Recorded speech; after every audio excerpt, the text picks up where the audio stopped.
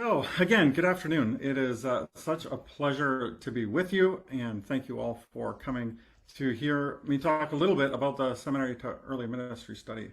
Thanks also to Thad and Noemi for arranging this. I appreciate all your hard work, and I'm really looking forward to seeing many of you at the Common Table National Gathering in October, from October 4th to 6th, I think it is, so it's coming up very quickly. So, to launch right in. Shortly before his death, Vince Lombardi, the great American football coach, said this: "Great leaders are not born, they are made." Leaders, whether in the public, private, or religious spheres, must learn how to lead. And since Lombardi's death in 1970, leadership, especially of religious organizations, has become much more complicated. Religious organizations face some pretty strong headwinds in this country, which requires resilient leaders who have the practical and the theological skills to lead. I think this image captures the religious times we are living in pretty well. Churches are being converted into taco bars.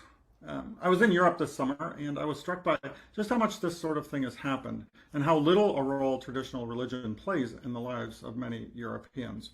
Well, of course, the US is different from Europe. There are some striking things going on in the context that I and many of us live in. To underscore some of these challenges, let me just present to you a couple of charts. And these come from my colleague, Ryan Burge. This is a chart of the percentage of a particular generational cohort who have no religious affiliation in 2020. This is from the Congressional Election Study. So in 2020, 18.5% of people from the silent generation, people born between 1925 and 42, stated they had no religious affiliation. This has increased dramatically amongst the youngest groups of Americans. 43% of millennials and 45% of Gen Zers state that they are religiously unaffiliated. So that means, that encompasses the entire population born after 1980. Let's look also at just some trends in the Episcopal Church. I'm not just picking on Episcopalians. These are trends that are seen in many other different denominations. And right here, let's just focus on the blue line, which shows the decline in the number of baptisms being performed in the Episcopal Church in the US. So back in 1980, the Episcopal Church baptized more than 60,000 people. Since then, in 2020, that number has dropped to just about 20,000 people. That's shortly before COVID began. Now, these are sobering statistics, especially for seminarians who are hoping to lead congregations. And while, of course, people do lots of different things with seminary degrees, congregational leadership is still the largest profession that is being considered by seminary students. My talk today is really going to focus on seminary and its role in training congregational leaders, but these trends that I presented here have broad implications for a wide range of religious work. Now, it is vital for leaders to maintain their own health and well-being in what is often a demanding job, a focus of my colleague Regine Preschel-Bell's recent book, Faithful and Fractured.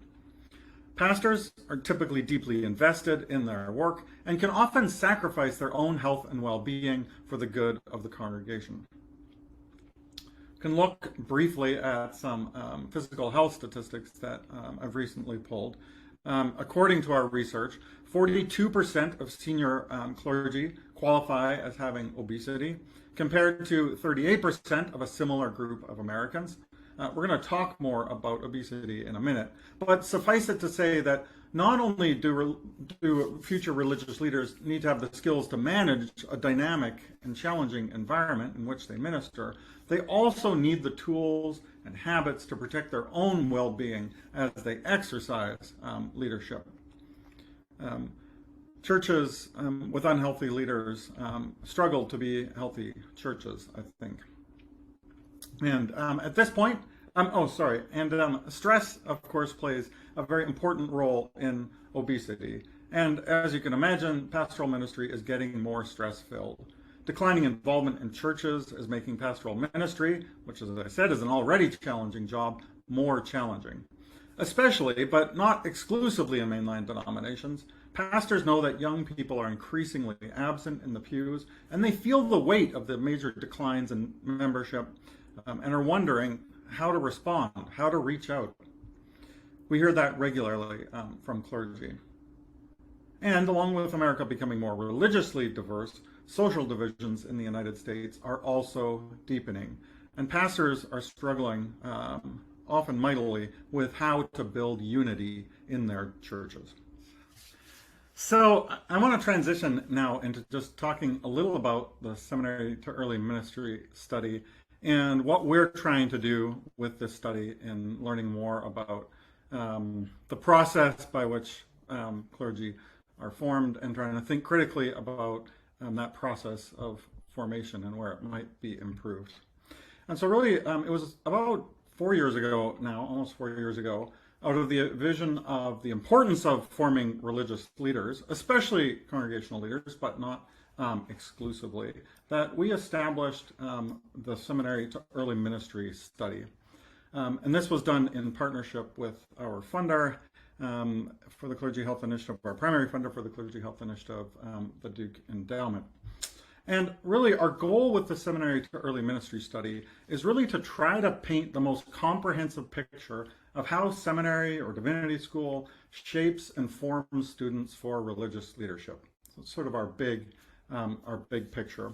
And by the end of this presentation, what I hope to be able to give you is just an overview of the design of the study and of the Seminary to Early Ministry study. We call it the SEM study often. And I want to just present a few results that we have from you. We don't have tons of time. I wish we had more time to talk. I'll present some findings to you on obesity and then also on polarization. And we'll also have some more, and then we'll have some more chance to engage in some discussion about how best to respond. One major challenge when it comes to studying seminary students and studying theological education is that we actually don't have a lot of good data that track the same students over time. And to really understand the impact that seminary is having on people, you really need to do that. You need to follow the same people as they go through seminary and then into their early careers. Most of what we know about theological education comes from information collected by the Association of Theological Schools. They have lots of rich data, but they don't have as much data, again, following students over time and seeing how they change. David Wang and his colleagues have just wrapped up a longitudinal project on seminarians, provided some really important data. That study's focus was pretty narrowly defined around spiritual formation and isn't really as broad as what we're really hoping to do with the SEM study.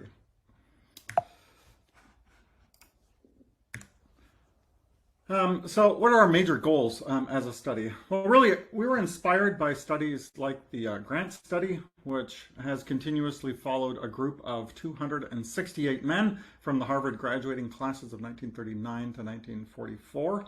And we began a similar project tracking a cohort of Duke Divinity School, several cohorts of Duke Divinity School students. We have really several goals in mind with this project, which I've listed here on the slide.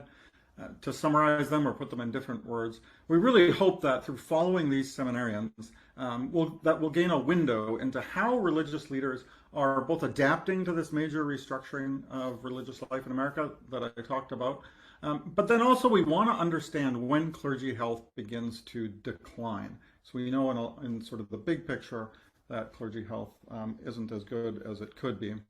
In other words, we're really interested to know, well, are there specific kinds of people who are coming to seminary with, say, a predisposition to develop mental health or physical health problems? Or do they pick up the habits that lead them into poor health in seminary? Or does this happen in the early parts of their career?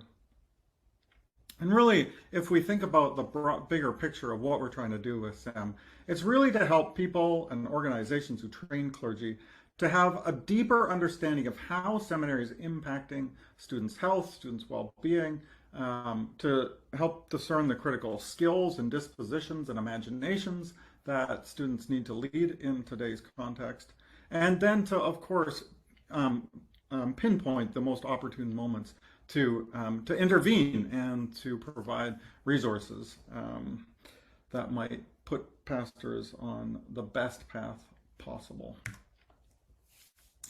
A quick word about the context of our study. Due to the limitations of our funding, our study is only focused on students at Duke Divinity School. And of course, that puts limits on how much we can generalize to the broader landscape of theological education.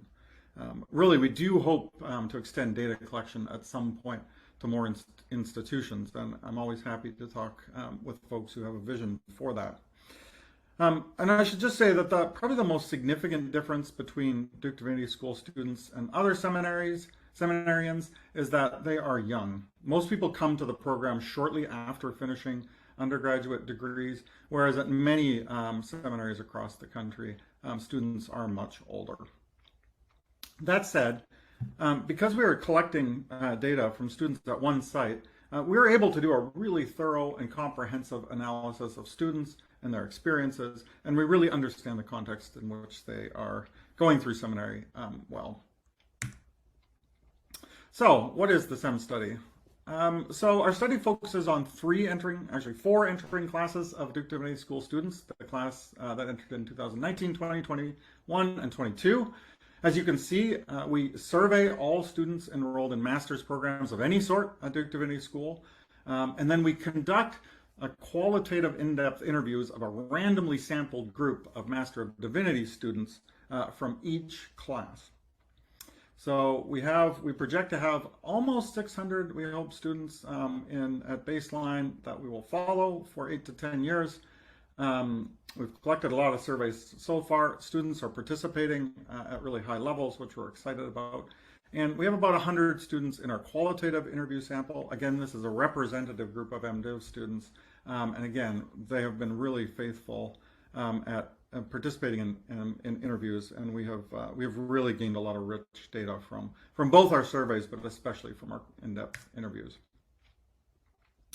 In terms of where are we? Oh, I see. All right. Oh, I see. I see what was going on. Sorry, I was having issues with my presentation. All right, so we plan to collect data, or we plan are collecting data at 6 different time points. This chart shows the time points when both surveys and in-depth interviews take place. All but the graduation data collections occur in the fall.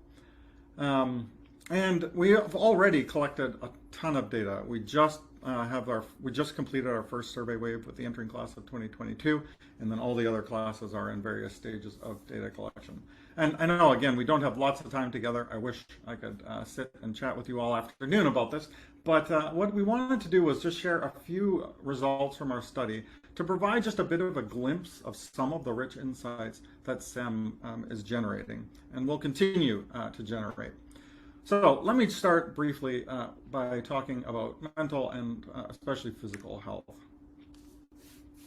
As I said earlier, we at the Duke Clergy Health Initiative recognize that a vital task for leaders is maintaining their own health and well-being in a demanding job, and also encouraging the organizations they work for to put the structures in place that encourage healthy living for their leaders.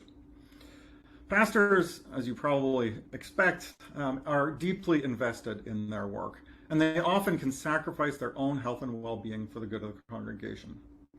But because most surveys of clergy health only capture clergy once they've already begun ministry, we've been faced for a long time with this chicken or the egg kind of problem. Are the people drawn to divinity school at greater risk for developing chronic health conditions like depression or obesity? Or is there something in the nature of seminary and the early years of ministry that elevate the risk of developing poor mental and physical health? So to dive in, let's just look at evidence, at least from one seminary here in the Southeast, and see if there is any evidence that divinity students come to their programs at elevated risk for developing poor health. And here the answer is kind of yes and kind of no. So on this chart, the bars are grouped by people who report being told at any point in the past by a medical provider that they have depression, that's on the left, or if they qualify for obesity, according to the height and weight that they reported to us, that's on the right-hand side of the graph. The red color is Duke Divinity School students, or salmon, I guess, and the blue color is a nationally representative age, gender, and race match sample of Americans who have college degrees. So there's a pretty good comparison group. So nearly 20% of students come to Duke Divinity School having received a diagnosis of depression, compared to about 12% of the national population of Americans with a college degree. However, in terms of obesity, Duke Divinity School students look pretty much the same as the rest of the population, with about 25% qualifying for obesity. We know from a nationally representative sample that mainline Protestant clergy have higher than average rates of elevated depressive symptoms. Our study suggests that this may stem from factors early on in their lives and may suggest that people with a history of depression are selecting into the Divinity School. Again, we don't know if this phenomenon is different at other schools, but this evidence is at least suggestive that students coming to seminary may come in with a relatively high burden of mental illness. And in terms of why students have higher rates of diagnosed depression, we're not totally sure yet. This is a question we're digging into. But I do wonder if students who have had mental health challenges might be more likely to enroll or to choose a kind of career where they will be helping people who have similar struggles. So what about students' time during Divinity School? Do we have any evidence that Divinity School is having a detrimental impact on the health of students? Here we're going to look at physical health, and here the evidence is more clear. Again, these patterns may not hold in other seminaries where students come older and having already had careers, but at least in this younger population, there does seem to be something going on here. As I mentioned before, levels of obesity are high in clergy, higher than the average population, especially in Protestant clergy. Catholic clergy seem to struggle with this less and obesity is a concern because higher body mass index, especially body mass indices over 30, put people at significantly elevated risk for developing things like type 2 diabetes, cardiovascular disease, and musculoskeletal disorders. It is also a condition that is really, really hard to reverse. Preventing weight gain is much easier than losing weight and keeping it off. Also, I should say here that not all people with high body mass index are necessarily unhealthy. You can be healthy at a whole variety of different ways. Rather, you really should think about body mass index as more a measure of the health of a population. The health, it's an indicator of the health of a group of people. And for that, with that purpose in mind, rates of obesity are actually a pretty good indicator of the overall physical health of a group of people. High levels of obesity in a population mean that population will experience a lot more obesity-related disorders, which again can be really hard to deal with, especially in later life. And then finally, I should also say that obesity is a product of our social environment and our individual behaviors, which this graphic is trying to show. Our behaviors and our social environmental contexts are interacting in all kinds of complex ways. Obesity is not about a lack of self-control. It is a much more complex disorder. And given that obesity is a significant problem, well then how does body mass index, again the main way we measure obesity, which is the ratio of a person's weight to their height squared, change over the course of seminary for this group of students? Now we don't have a ton of data here, but we do have some from our first cohort. This graph presents the change for MDiv students in BMI from the beginning of year one to the middle of the program to graduation. So students come in with an average BMI of about 25.6, which increases to about 25.8 in the middle of the program and is at 26.6 at graduation. So those numbers may not mean much, but to put this in maybe more easy to understand terms, say for someone who is 5'9", which is I think the average height for men, this corresponds to about a 9-pound weight gain over the 2.5 years in seminary. And if you look at other studies, this is about twice the amount of weight that you would expect someone in their 20s and 30s to gain over this time period. So they do seem to be gaining weight more rapidly over their time in seminary. Why is this happening? Again, we are digging into the data to try to get some clues as to what's going on here. I do think it is related to the fact that starting seminary disrupts many people's established routines, and they get out of healthy eating and exercise habits. Students often feel that they have less time when they're in seminary, and they struggle to keep up with reading and writing and ministry responsibilities. And so students can easily become less active, be more prone to eat fast food, and engage in, stress or boredom-driven eating.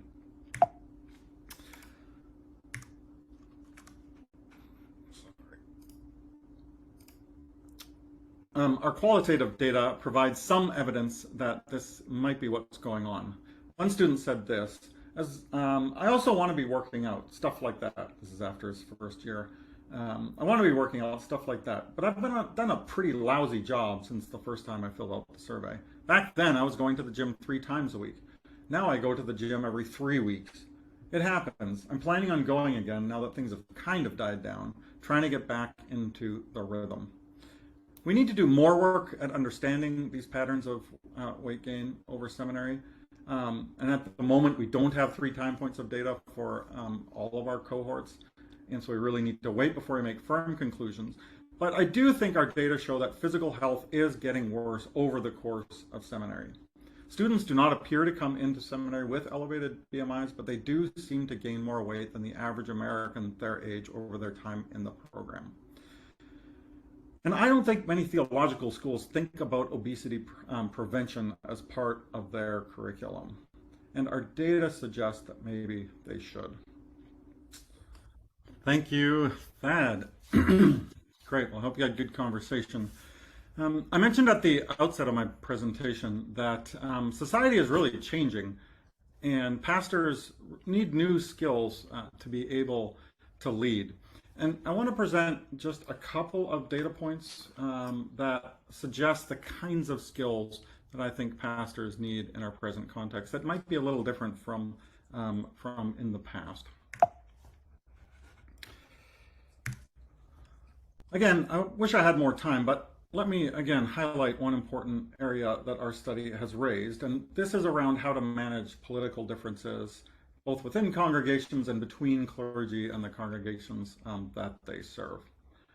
Political scientists have documented very convincingly that how increasingly ordinary Americans are becoming more likely to both distrust and dislike people from the other party.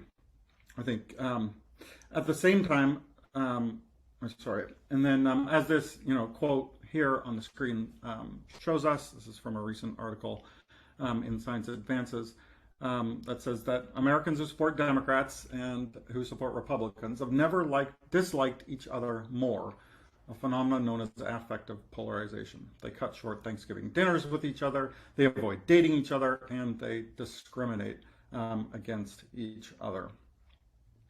So in this time when affective polarization is increasing, we've also have the trend where clergy more and more are identifying as partisans more often and are becoming more strongly partisan in their own identifications as well, which can set things up for problems. Oh, hang on a sec. Oh, I see. Sorry, I'm confused how my screen is going here. I apologize. Okay, so anyway, in our data, we see that political differences are really exerting an important impact on students. So we asked students to provide a self-evaluated report of whether this was, sorry, I should set this up a little bit more. So after their first field education placement, and field education is what most divinity school students have to go through a series of field placements throughout their seminary program. Often it's in churches or nonprofits, those kinds of settings. At Duke Divinity School, pretty much every Master of Divinity student will go through a field placement in a congregation in their first summer. After their first year. That's when most students will participate in field ed, and it almost is always in a congregation, sort of the way the program is set up. And so we asked students after they had had their summer field placements to provide us some information on how they perceived that their experiences. And so we asked students to provide a self-evaluated report of whether they perceived themselves to be more politically liberal, about the same, or more politically conservative than the congregation that they served in their first placement. And as you can see, that we found about half of students reported perceiving themselves as more liberal as their congregations, which isn't that surprising given most congregations that pastors serve in their first year, in their first summer, are rural congregations. 40% perceive themselves as about the same politically, and 10% perceive themselves as more conservative. Most of these folks are Methodists, and so Methodist clergy especially tend to be on the more liberal side of things. Now, this won't, of course, be necessarily the same pattern at other schools, but it fits what we know about clergy and congregations in the United Methodist Church and in mainline denominations more generally. If you looked at many evangelical denominations, you'd actually see the opposite pattern, where clergy are much more likely to identify as Republicans than people in their congregations. So you'd see these bars kind of flipped. So along with asking them to sort of rate themselves vis-a-vis the context that they were placed within, we also asked them to report to us whether they felt welcomed by the congregation. And so we asked students, did you feel, and they asked them to rate them on a scale. And this graph here shows the percentage saying that they felt very or extremely welcomed by the congregation that they were placed in. And students who perceived a mismatch between their own political leanings and the political leanings of the congregation that they were in were much less likely to feel welcomed by their congregation. So 40% of students who were more politically liberal from their placement sites felt very or extremely welcomed by their internships. 36% of more conservative students felt very or extremely welcomed by their placement sites, compared to about 62% of students who were politically about the same.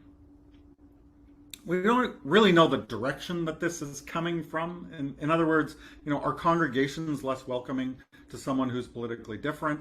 Or do people feel it harder to accept welcome from politically different people? We're not sure. I expect that there's a bit of both going on here. But it's very clear that when a pastor perceives a political difference, they just do not feel as comfortable or as welcomed by that in that space. I think this quote from our qualitative interview really helps illustrate some of the challenges that I think pastors are increasingly dealing with. This pastor said, the fact that I was really passionate about social justice and Black Lives Matter, but the church just doesn't seem to be responsive to it, left me feeling kind of defeated. And definitely we see this. We see that many young pastors who are passionate about social justice are then encountering communities where this just isn't a priority. And this really presents a challenge for leaders to try to navigate. Leaders then are confronted with, well, what do I do with my passion for social justice? How can this work? And how can I bridge these differences that I perceive with my congregation, let alone the differences that probably exist within the congregation? And so, once again, just as seminary curriculum is traditionally not focused on things like preventing obesity, I don't think seminary curriculum is also focused on developing either the skills or the pastoral imagination to manage polarized congregations and to manage political difference between pastors in the places where they serve. And I really think that theological education today needs to equip students with both the theological and the practical skills to foster reconciliation in their congregations and surrounding communities. So I began this presentation with Vince Lombardi's dictum that leaders are not born, but rather they are made. And without empirical data into student experiences, it is really difficult to know what needs to go into the recipe for making effective religious leaders. The SEM study is really one of the first longitudinal attempts to study, to collect comprehensive data on student experiences during seminary and into the first few years of their careers. Already, we're generating lots of interesting and I think critical insights. And these are still early days and there's much more to come, so stay tuned. Our data show that aspiring clergy, at least those coming to Duke Divinity School, come with a higher burden of mental illness. And while they don't seem to have elevated BMIs when they start, they appear to gain weight faster than other similar Americans. At the same time, many young clergy feel at odds with the congregations that they will one day lead and need models for how to pastor across salient divisions.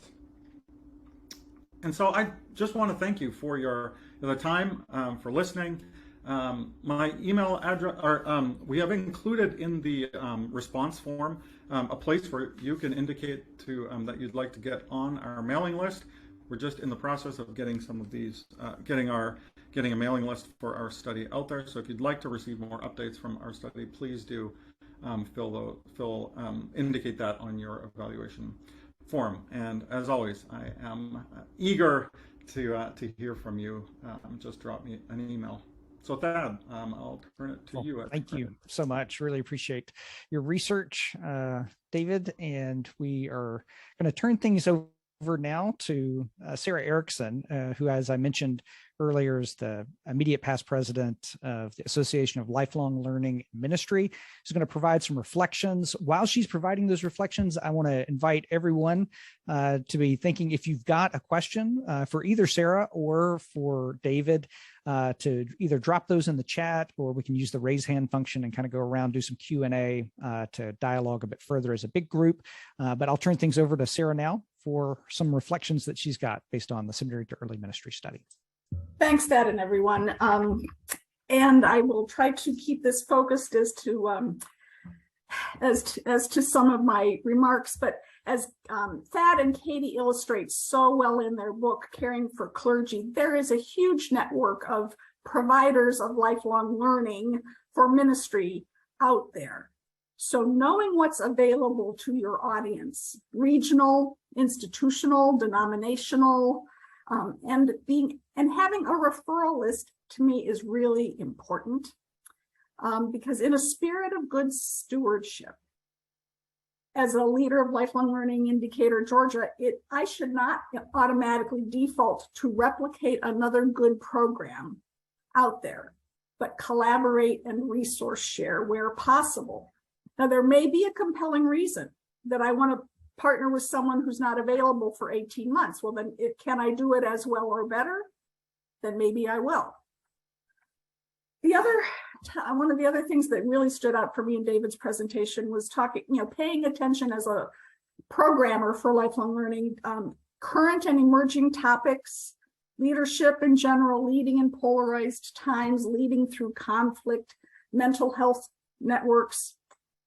As somebody who designs and plans programs, designing programs for adult learners to actually learn and apply and integrate, not just sit, read a book, and have a small group discussion.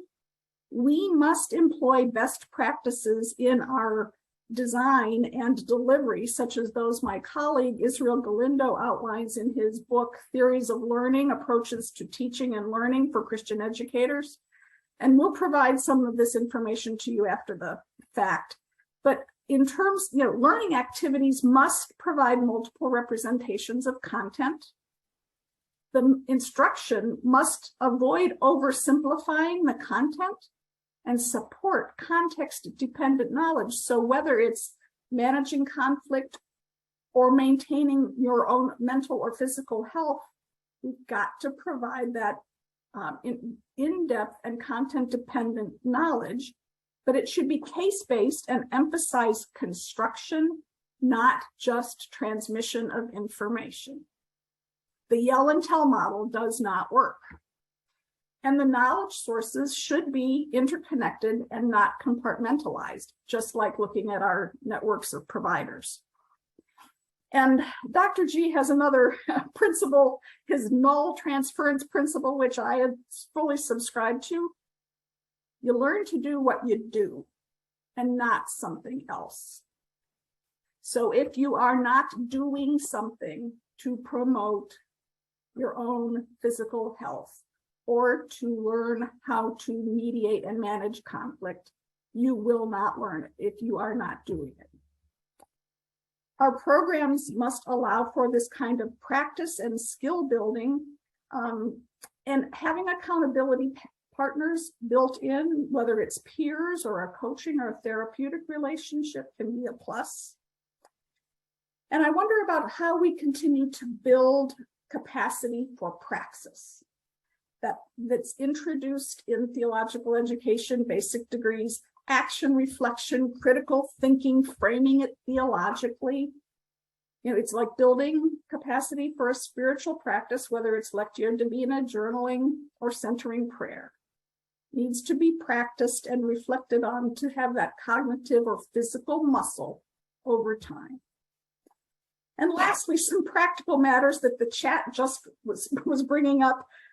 So when designing programs in person in particular, but they can also be for hybrid or asynchronous, do you allow breaks for walking and stretching? What kind of snacks and meals do you provide? Do you think you have to cram it all between 8:30 and 5 and 7 to 9? You know, the brain, neurobiology, neuroscience tells us our brain processes knowledge overnight. If it's tired, if we don't allow for sleep, we're going to compromise learning. And if we present our content in ways that reflect the use of best practices and knowledge, we are also showing by doing that we can promote and provide excellent care and educational principles that can help our clergy learn and be differently in their world. And can schools what do we have for our visitors? Access to a gym, access to a pool, discounted memberships. So all of those practicalities can help make showing that we're putting a priority on these kinds of things by putting our practices where our theory is.